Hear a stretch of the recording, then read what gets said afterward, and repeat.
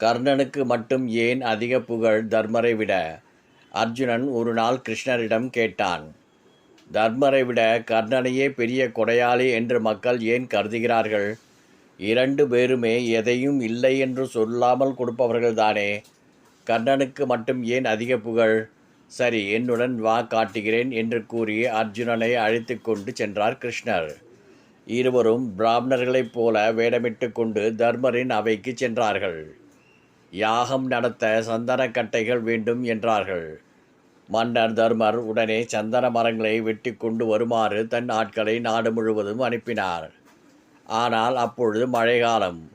கொண்டு வந்த மரங்கள் எல்லாம் ஈரமாகி இருந்தன. அவற்றை கொண்டு யாகம் நடத்த முடியாது. இருவரும் கர்ணனிடம் சென்று அதே கோரிக்கையை வைத்தார்கள். கர்ணன் யோசித்தான். அடடா, இது மழைக்காலம். இந்த மழை காலத்தில் காய்ந்த கட்டைகள் கிடைக்காது. அதனால் என்ன, கொஞ்சம் பொறுங்கள் என்றான். கோடாரியை எடுத்து வந்தான். மாளிகையின் கதவுகளும் ஜன்னல்களும் சந்தன மரத்தால் செய்யப்பட்டவை. கர்ணன் அவற்றை வெட்டி எடுத்து கொடுத்தான். இருவரும் திரும்பி வரும்பொழுது கிருஷ்ணர் கேட்டார், இப்பொழுது புரிகிறதா? தர்மரிடம் கதவையும் ஜன்னலையும் உடைத்து தாருங்கள் என்று கேட்டிருந்தால் அவரும் உடனே தந்திருப்பார்தான்.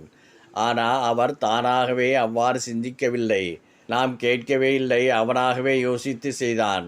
யுதிஷ்டர் கொடுப்பது தர்மம், கர்ணன் கொடுப்பது விருப்பம். எந்த வேலையும் விருப்பத்துடன் செய்தால் அது போற்றப்படும் செயலாகும். இதிலிருந்து தெரிவது என்ன? அதை விருப்பத்துடன் செய்யுங்கள், வெற்றி பெறுவீர்கள். அப்படி